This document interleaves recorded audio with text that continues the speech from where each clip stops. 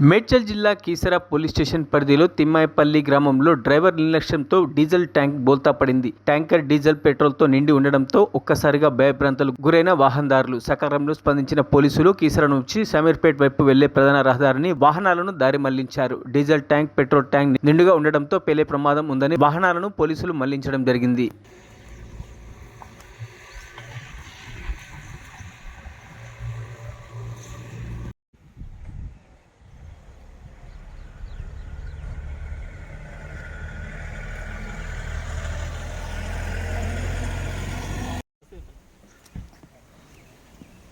నీరు సార్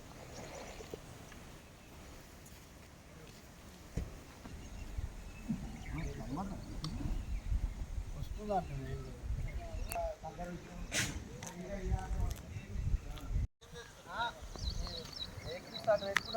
వాళ్ళను పంపించేస్తారన్న ట్రాఫిక్ ఆపిరు మళ్ళీ ఇక్కడ ట్రాఫిక్ జామ్ అవుతాయి కదా అట్లా సార్ మీద బండి